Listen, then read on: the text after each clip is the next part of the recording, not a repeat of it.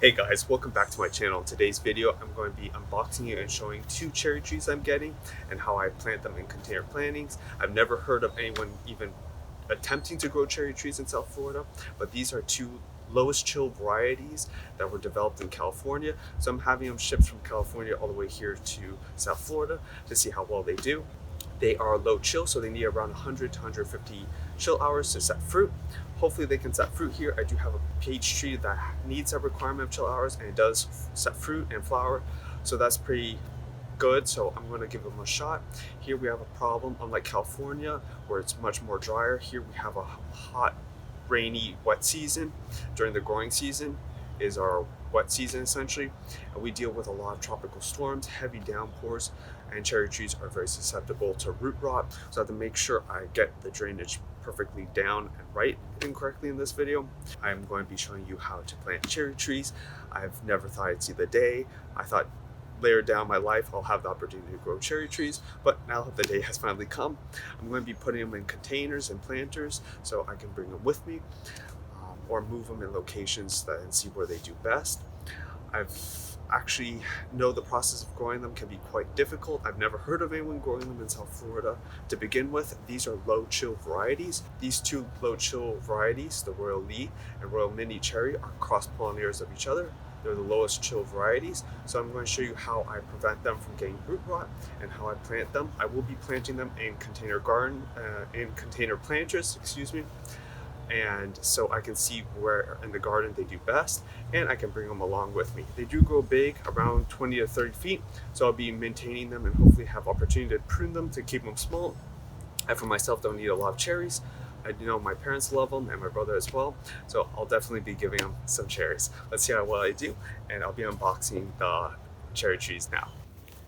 And here is a quick update on my pumpkin in the middle of winter.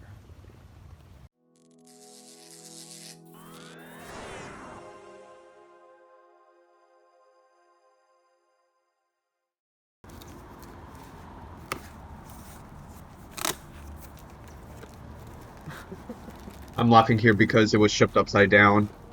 It was probably shipped correctly, it was just delivered upside down. But the tree is healthy, no broken branches, so it's all good.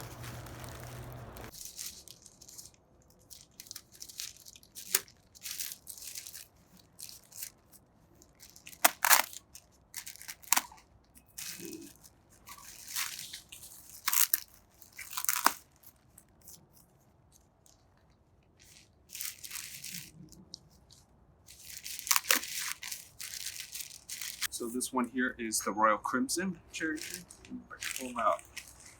And this other one here is the Royal Lee cherry tree I have here.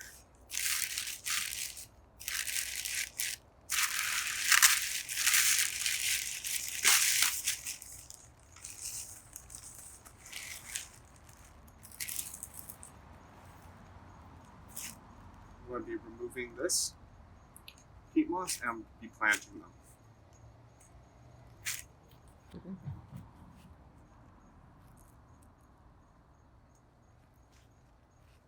I'll be planting cherry trees in containers, and to begin with, for the base, I will be using lava rocks.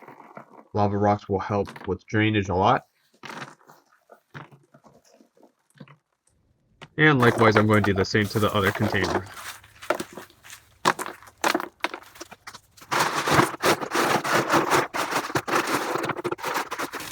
After spreading out the lava rocks, I'm going to put river rocks to fill in the gaps.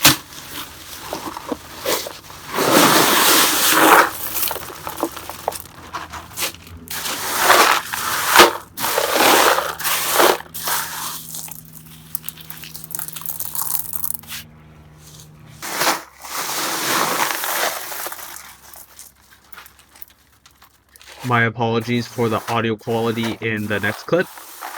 Essentially what I'm going to be doing is a water test. And now I'm going to do the water test to make sure it drains well. If not, I would not recommend.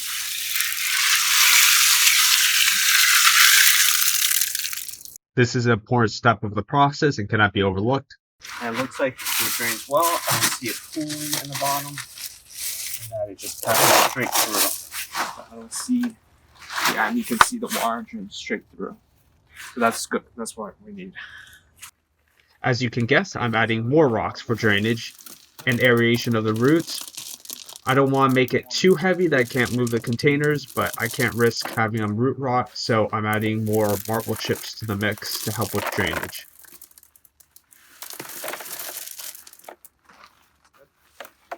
So if you wanted to ask me, why am I even going through all the hassle to try to grow cherry trees in Florida? Is because when you see prices like these, you're going to strongly reconsider your options.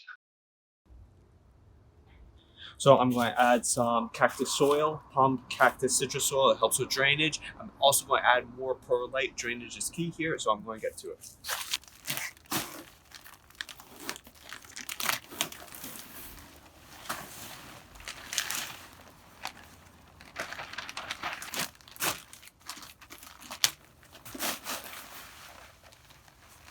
I'm going to be adding some more perlite bag, actually 2 bags for each one.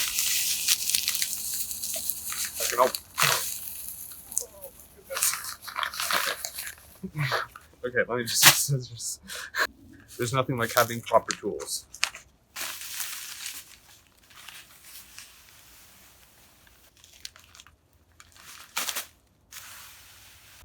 For the next part, I'm going to mix some sand here, some well composted manure, vermiculite and perlite, and mix it and raise it all the way to the top. I'm going to leave a little bit of space on the top and use river rock around the root ball of the plant of the cherry tree, so it has well drainage and aeration on the top soil level as well.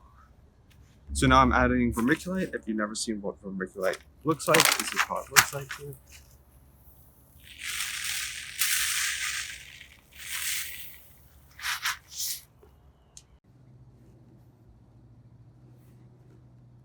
So essentially what you want to do here is spread out the roots so they don't circle in and around the trunk.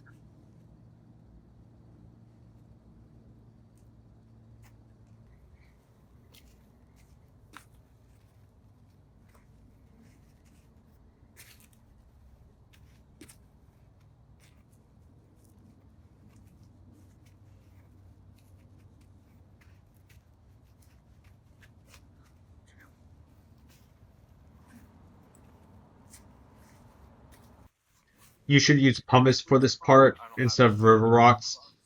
I don't have any pumice on hand, so I'm defaulting to river rocks.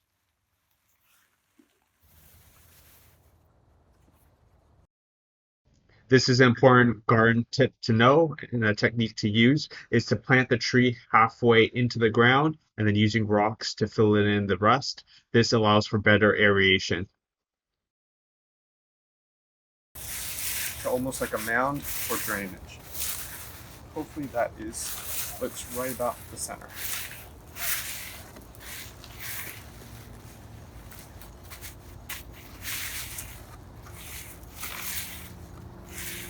That's one cherry tree down. So I'm applying the same technique as before, making sure the roots are spread out properly so they don't encircle the trunk of the tree later on as they grow. And I plant it halfway in the ground.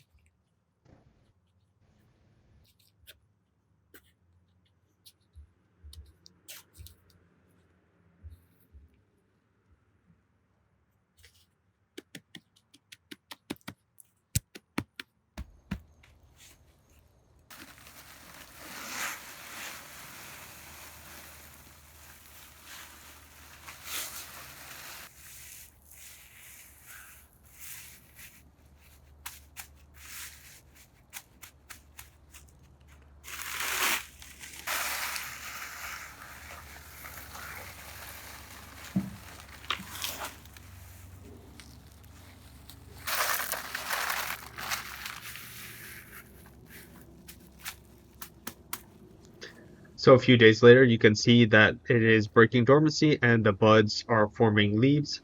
So it's a very good sign. You can see the green nodes. Thanks for taking the time to watch this video. Hopefully you learned how to grow cherry trees. They're doing quite well, and I'll keep you with updates. Like and share and subscribe. I'll see you on the next one. Peace.